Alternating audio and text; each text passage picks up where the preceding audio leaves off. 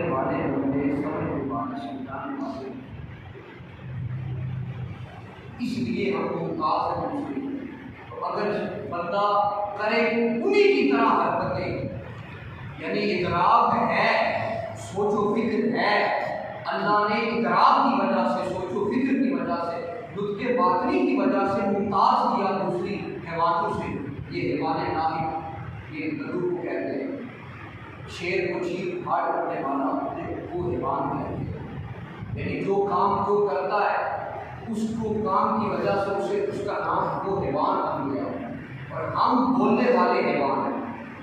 ہمیں اس چیز سے کس نے ممتاز کا؟ ادراک نے، سوچ و فکر نے، فہم نے، ضمیر نے، اس روشنی نے ہمیں ممتاز کر دیا، اور بندہ اس روشنی کو بس ایک پشت ڈال دے، اپنی خواہشات پر چلتے ہوئے اس روشنی پر ہی مٹی ڈال دے، اس ادراک کو ہی بٹھا دے، تو اس کا نتیجہ یہ نکلے گا کہ جس طرح وہ زندگی گزار کے چلے گئے چار کاموں والے، اس طرح یہ بھی چلے گا،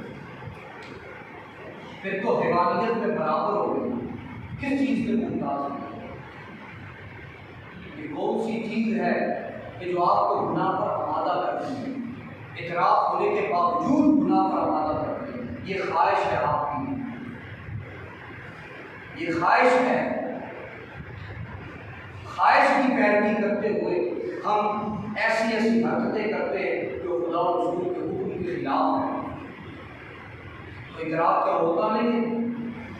اسی شخص سے اسی گناہ کے بعد اگر بٹھا کے پوچھ لیا جائے کہ اس گناہ کے بارے میں اس کی مدد، اس کا بتاؤ تو صحیح، وہ اتنا بڑا اعتراف بن جائے گا کہ یہ گناہ اتنا نقصان ہوتا ہے، یہ کرتا ہے، لیکن کرنے کے وقت اس کا ادراک کہاں تھا، سوچ و فکر کہاں تھی، اس کا تکلم میں باطن کہاں تھا؟ ظاہر سے وہ میرا کلام آپ شروع ہے، جو برتن میں ہوگا وہی باہر آئے گا۔ تو جس چیز نے ہمیں ممتاز کیا وہی ادراک، سوچ و فکر ہے۔ ہر چیز، ہر شخص کو پتا ہے کہ سود حرام ہے، قرآن نے حکم دے دیا سود کے بارے میں، جتنے بھی گناہ ان کے بارے میں دے دیا، اللہ کے حکم کی نافرمانی کے بارے میں بھی ہمیں ادراک پتہ ہے۔ تو پھر ہماری پریکٹیکل عملی زندگی میں وہ عمل کیوں ہو رہے ہیں؟ وہ کیوں ہم عمل کر رہے ہیں؟ اپنی خواہش۔ قرآن نے کہا کہ والذین جاہدوا، وہ لوگ جنہوں نے جہاد کیا، اللہ رب العزت اپنی راہ کھولنے لگا ہے، اپنے طرف بلانے کے لیے۔ کیا ہے؟ وہ لوگ جنہوں نے کوشش کی۔ اب جہاد کیا، جہاد دو طریقوں میں، جہاد رسول اللہ صلی اللہ علیہ وسلم کی حدیث کے مطابق ایک جہاد اصغر ہے، ایک جہاد اکبر ہے۔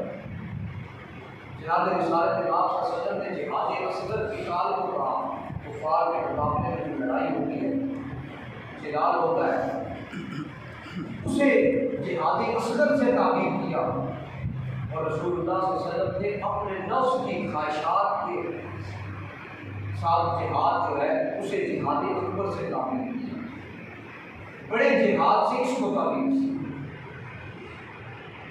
وہ جہاد اصغر ہے، یہ جہاد اکبر ہے، اس میں تو ایک دفعہ جانا ہے، بس ہو گیا، شہادت ہو گئی، اور یہ تو تم نے ہر وقت شہادت حاصل کرنی ہے، اللہ کی راہ میں ہر وقت لڑنا ہے۔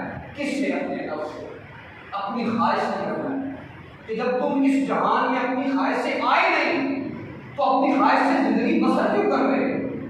یہی شہادت ہے، یہی اس کی راہ ہے۔ شہادت کیا ہے؟ اس کی راہ میں قربانی دے دینا، اور اپنے نفس کے ساتھ جہاد کی، جہاد اکبر کو رسول اللہ صلی اللہ علیہ وسلم نے تعبیر کیا کہ ہر وقت اپنی خواہش کی قربانی دینا ہے، تو شہیدوں میں شامل کر دیا جائے، اکبر جہاد میں شامل کر دیا، اکبر جہاد میں اپنی خواہش کی قربانی بڑی مشکل ہے۔ صحابہ کرام کے لیے جو بدر تھا، خندق تھی، حنین تھا، تبوک تھی، جتنے بھی غزوات تھے، اگر ان غزوات کا حساب لگایا جائے کہ جب رسول اللہ صلی اللہ علیہ وسلم مدینہ شریف آئے 22 سالہ کی زندگی میں، کہ ہر ماہ میں ایک دفعہ جہاد ہے، کتنی جنگیں، تو صحابہ کرام کیوں فوراً آمادہ ہو رہے ہیں؟ اس لیے وہ جہاد اکبر کر چکے تھے،